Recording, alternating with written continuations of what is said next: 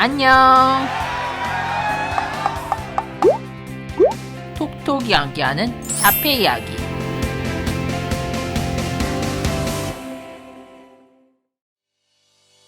안녕하세요. 오랜만에 여러분을 찾아온 톡톡이 인사드립니다. 늦었지만 새해 복 많이 받으세요. 올해도 저 톡톡이와 함께 해주실 거죠? 소개요 톡톡 두 번째 영상에서는 자폐 자녀를 둔 부모님들께 ABA 관련 책 3권을 소개해드리려고 합니다. 발달 매거진 우채윤 바이님과 김민영 ABA 연구소의 김민영 소장이 한 자리에 모셨습니다. 자, 영상 속 가자!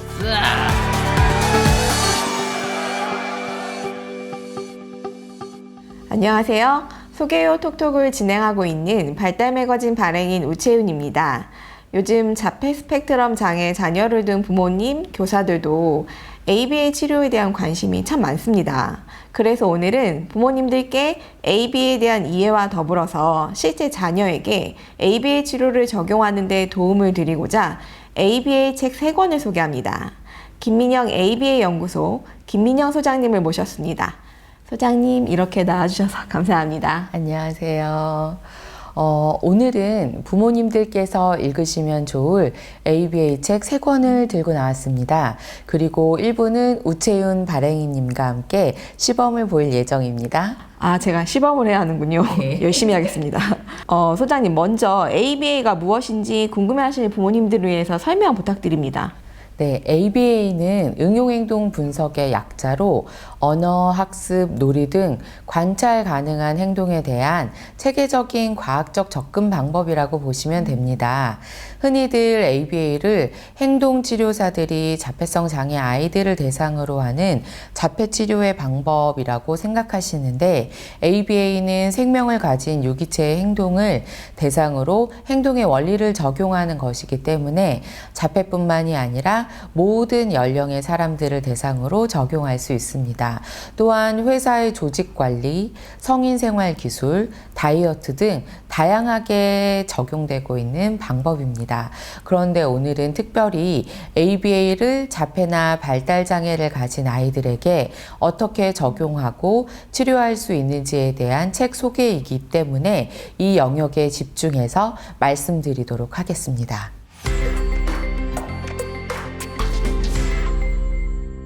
네, 첫 번째 책은요, 엄마라고 불러줘서 고마워라는 책입니다. 이 책의 저자는 스기모토 미카인데요. 아들이 24개월경 자폐성 장애로 진단을 받고 나서 스스로 ABA를 공부해서 아들을 치료했다고 합니다. 처음 표지를 봤을 때 자폐성 장애인 아들을 ABA로 치료한 엄마의 감동 실화라고 되어 있거든요. 그래서 자폐성 장애를 ABA로 완치했다는 의미인가? 괜찮을까? 좀 반신반의하면서 읽었습니다. 읽어보니 자폐 스펙트럼 장애로 진단을 받은 아들에게 ABA로 치료와 교육을 하면서 아이의 발달을 최대한 이끌어냈다. 이런 의미더라고요.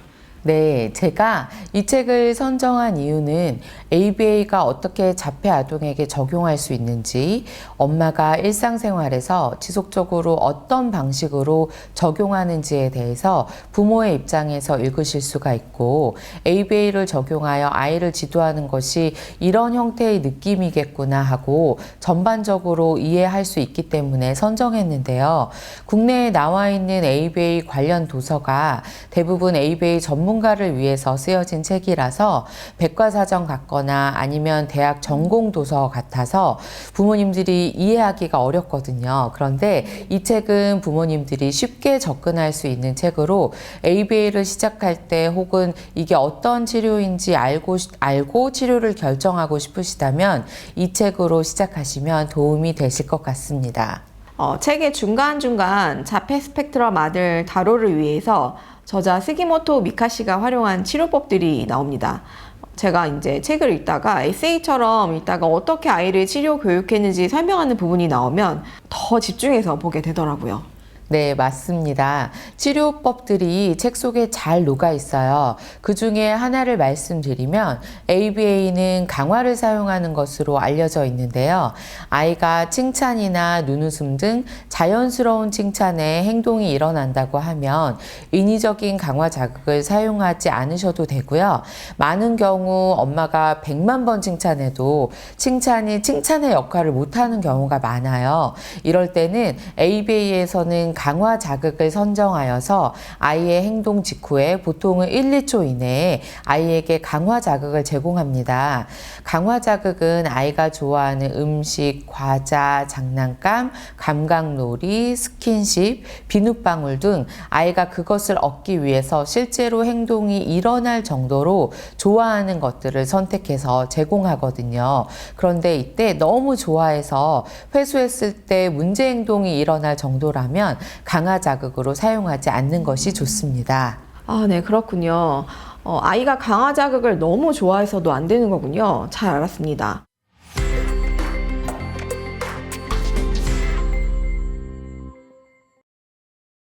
엄마라고 불러줘서 고마워도 이해하기 쉽고 제가 유익하게 읽었는데요.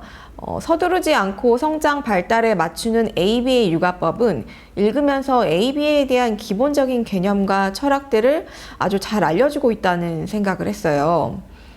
이 책의 저자이신 한상민 선생님은 국제행동 분석가입니다. 아들이 27개월에 자폐성 장애 진단을 받아서 교육 방법을 찾으시다가 ABA 전문가가 되셨다고 합니다. ABA가 행동주의를 기반으로 하기 때문에 아이를 동물로 취급한다, 강압적이다, 이러한 비판도 있고요. ABA에 대해서 때로는 무조건 거부감을 가져하시거나 아니면 ABA가 자폐 스펙트럼을 완치한다고 맹목적으로 받아들이시는 부모님이 계시거든요. 이 책을 읽다 보면 자연스레 ABA가 아이의 발달 단계에 따라 부모와 함께 소통할 수 있게 하는 방법이라는 것을 느끼실 수 있을 겁니다. 아, 네. 그렇게 느끼셨다니 저자분이 참 기뻐하실 것 같아요. 이 책은 ABA 원리를 적용하고 치료실에서처럼 치료를 하고 싶기는 한데 기존의 책들은 대부분 이미 의자에 앉아서 엄마의 지시를 들을 정도가 된 아이들에게 적용할 수 있는 방법들 위주거든요. ABA에서는 DTT 혹은 개별시도 교수라고 부르는데요. 이게 훈련되지 않은 아이들에게 바로 적용하기는 어려워요. 그런데 서두르지 않고 성장 발달에 맞추는 ABA 육아법 이 책에서는 18에서 36개월 어린 연령의 아동들을 대상으로 물론 생활 연령이 그 이상 되어도 이 책의 방법을 시도할 수 있어요. 그런데 이제 초기에 착석과 지시 수행이 어려운 아동들을 대상으로 생활에서 다양하게 쉽게 접근할 수 있는 방법을 제시해 준 책이라고 생각합니다. 또한 과제별로 지도하는 방법이라기보다는 생활에서 아이와 의사소통할 수 있고 상호작용할 수 있는 장면을 어떻게 구성하는지에 대해서 알기 쉽게 소개하고 있어서 초기 영유아기 부모님들에게 육아법과 관련해서 아주 큰 도움이 될 것으로 생각됩니다. 네, 정말 초기 영유아 부모님들께 가이드북이 될 수 있겠다는 생각이 듭니다. 소장님, 이 책 서두르지 않고 성장 발달에 맞추는 ABA 육아법 속에서 부모님들께 도움이 될 만한 ABA 적용 방법 하나만 소개 부탁드립니다. 네, 저는 이 책에서 206, 207페이지에 있는 부정 지시어와 긍정 지시어의 예시를 보고 저희 센터 치료사 선생님들에게 다시 공유한 적이 있었거든요. ABA는 바람직한 행동을 증가시키고 문제 행동은 감소시키기 위해서 사용하는데요. 뛰지마, 뛰지마, 떠들지마, 떠들지마 이렇게 부정적인 표현 100번을 넘게 사용한다 하더라도 아이는 그 말을 듣고 대체 행동을 어떤 걸 해야 되는지 잘 모르거든요. 생활에서 어머니들께서 뛰지마 이렇게 소리 지르지 마시고 천천히 걸어요 라고 바람직한 행동으로 지시어를 바꿔주시고 또 그 행동을 칭찬해 주시는 것이 훨씬 발전적인 방법이에요. 우리는 마음이 급하니까 채훈아 하지마 하지마 하지마 하지마 이렇게 말을 많이 하는데 이런 것부터가 ABA의 기본 원리를 굉장히 잘 소개한 부분이라고 생각합니다. 참 잘 와닿습니다. 채윤아 하지마 하지마 하시니까. 네, 대체 행동을 제시하는 표현 부모님들께서 기억하시면 참 좋겠습니다.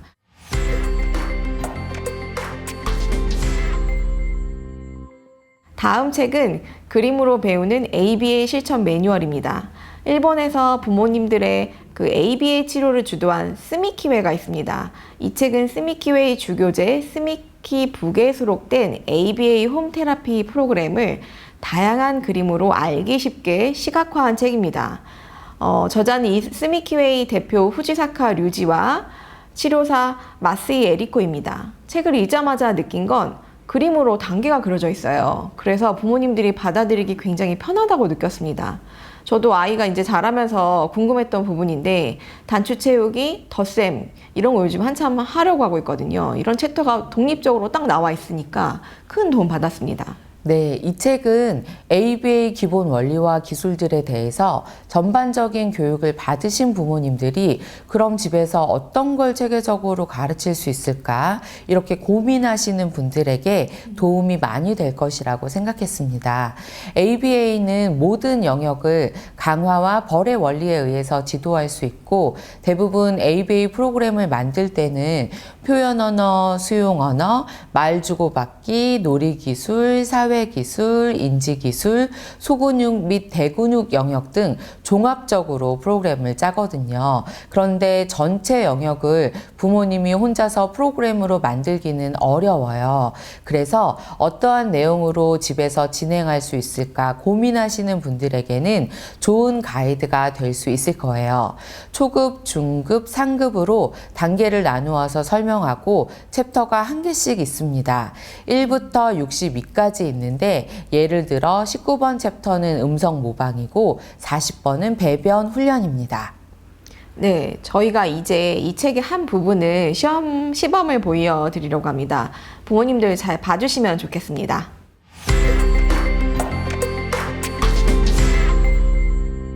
네, 저희가 오늘 시범으로 해볼 건 3D 매칭 과제인데요. 책에서 이야기하고 있는 3D라고 적혀 있는 것들은 다 이런 실제 사물들을 이야기하고 2D라고 이야기하는 건 그림 카드를 말하는 거거든요. 그래서 맨 처음에 초기에 프로그램을 시작하실 경우에는 일상 사물이나 이런 실제 사물 가지고 프로그램을 진행하시면 돼요. 그래서 저는 오늘 초기 아동이라고 생각하고 2개만 준비했는데 아이가 2개로 해서 이제 더 이상 오류를 범하지 않는다 그러면 여기 하나 더 나서 3개 정도로 해서 매칭 훈련을 하는 것이 기본입니다. 저는 이제 오늘 아이가 좋아하는 강화 자극으로 바나나킥을 선정했거든요. 그래서 아이가 좋아하고 이제 바로 먹고 없어지는 거 혹은 다른 장난감 이런 것들로 대체해서 사용하실 수 있어요. 그래서 저는 오늘의 강화 자극은 바나나킥입니다. 그럼 매칭 과제 한번 해볼게요. 자, 쥐어주고 채훈아 같은 거에 맞춰. 그렇지. 잘했어. 너무 잘했어. 이렇게 제가 강화하는 행동 직후에 1, 2초 이내에 준다고 했거든요. 그래서 아이가 바람직한 행동을 한 직후에 바로 줘야 되기 때문에 강화제는 항상 어머니 근처에 두고 과제 지시 후에 바로 주시면 될 것 같아요. 두 번째 이제 제가 숟가락 매칭을 할 건데 이미 여기에 있으면 맞출 데가 여기밖에 없잖아요. 그러니까 맞춰 놓은 거 치우시고 다시 한번 매칭 해볼게요. 채훈아, 같은 거에 맞춰봐. 그렇죠. 근데 만일에 채훈이 선생님, 채훈이가 한 것처럼 이렇게 왔다 갔다 하면 이렇게 계속 강화를 받으면 이렇게 한번 갔다가 맞추고 이렇게 갔다가 맞추고 이렇게 되거든요. 그럴 경우에는 촉구라고 해서 도움을 살짝 주시는 것도 나쁘지 않아요. 만일에 아까처럼 한번 해보시겠어요? 맞춰봐. 네, 이렇게 일로 오는 거를 조금 차단해서 바로 깨끗하게 맞출 수 있도록 도움을 주는 방법이 있어요. 다시 한번 촉구 없이 독립적으로 매칭하는 거 볼게요.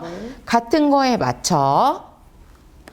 그렇지. 너무 잘했어. 이렇게 하고 칭찬 먼저 하시고 이렇게 강화 자극 주시는 순서대로 하시면 되겠습니다. 제가 기분이 정말 좋은 것 같습니다. 네, 칭찬을 할 때 제가 또 드릴 수 있는 팁은 뭐냐면 지시어하고 칭찬은 조금 구분이 되게 해주시는 게 좋아요.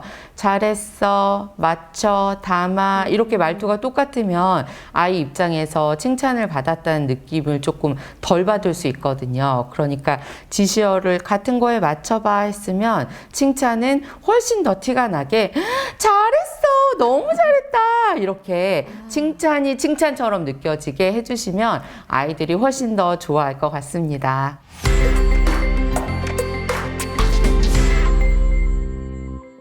네, 이번에 시범으로 해볼 것은 책 62페이지에 있는 사물 이름 명명하기입니다. 그런데 이 책에서 소개하고 있는 방법은 수용적으로 명명하기, 그러니까 이 사물 이름을 들으면 짚고 그 다음에 엄마가 사물 이름 말해주면 그걸 따라서 말하는 방법이에요. 자발적으로 말을 할 수 있는 아동은 짚은 다음에 바로 엄마가 보여주면 사물 이름을 말해도 되는데 저는 초기 단계로 그냥 모방만 하는 아동을 대상으로 한번 해보도록 할게요. 자, 시작하겠습니다. 네. 뽀로로, 뽀로로, 뽀로로. 뽀로로. 너무 잘했어, 지은이. 최고.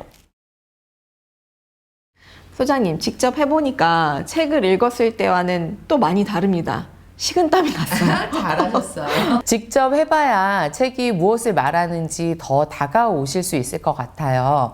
제가 이 오늘 소개한 책의 저자나 역자 몇 분들에게 혹시 하실 말씀이 있으신지 여쭤봤거든요. 첫째는 부모님의 역할이 굉장히 중요한데 보통은 하시다가 많이 포기하시거나 지치시니까 이걸 마라톤이라고 생각하시고 천천히 꾸준히 일관되게 하시는 것이 중요하다고 말씀하셨어요.